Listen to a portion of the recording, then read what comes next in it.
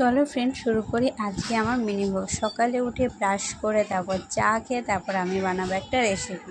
তার জন্য কেটে নিলাম, কাটে ঢালিয়ে কড়াটাকে একটু বসিয়ে দেব যতক্ষণ না করে। তারপর আমি কড়াতে অ্যাড করব তেল পরিমাণ মতো। তারপর তেলটা গরম হওয়ার পর আমি সয়াবিনটা ঢেলে দেব। তারপর সয়াবিনটাকে লাল লাল করে ভেজে নিতে হবে যতক্ষণ না ওটা গায়ে মাখো মাখো হচ্ছে। তারপর নুন হলুদ দিয়ে ওটাকে আচ্ছা মতো ভেজে নিতে হবে। ভাজার পর আমি ওটাকে একটা পাত্রে নামিয়ে রাখবো।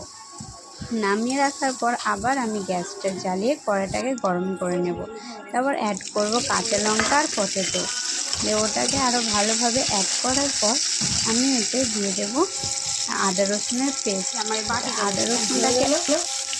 আদা রসুনগুলো আমি দিয়ে এবার মিক্স করে নেব। ওতে অ্যাড করবো আমি পেঁয়াজ কুচি, টমেটো কুচি। ভালোভাবে মিক্স করে নিতে হবে যতক্ষণ না তেলটা ছাড়ছে। তো এটাকে আমি মিনিট 5 মতো মিক্স করে নেব। তারপর ওটা যতক্ষণ না গাঢ় হয়ে আসছে পেস্টটা ততক্ষণ মিক্স করে নেব। এবার অ্যাড করব হলুদ গুঁড়ো, লঙ্কা গুঁড়ো, গরম মশলা। তারপর একটু নেড়ে নিতে হবে। তারপর অ্যাড করব আমি পরিমাণ মতো লবণ।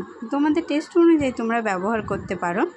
তা লবণটা দেওয়ার পর আমি আরেকটু লবণ দিয়ে দেবো, একটু কম হয়ে গেছিলো। তারপর একটু মিট মশলা আমি অ্যাড করে দিলাম। তারপর একটু কাশ্মীরি লাল মির্চও অ্যাড করে দিলাম একটু কালারটার জন্য। পরিমাণ মতো আমি জল অ্যাড করে দেবো। ওটাকে একটু নেড়ে নেব। তারপর আরেকটু জল অ্যাড করে দেবো যাতে গ্রেভিটা গাঢ় হয়। তারপর আমি ভেজে রাখা আলু আর কাঁচা লঙ্কাটি দিয়ে দেব। একটা আলু দিলেই হবে। তারপর আমি দিয়ে দেবো ভেজে রাখা সয়াবিন। ওটাকে তারপর ভালো করে জলের সাথে মিক্স করে নিতে হবে যতক্ষণ না ওটা গাঢ় গাঢ় হয়ে আসছে।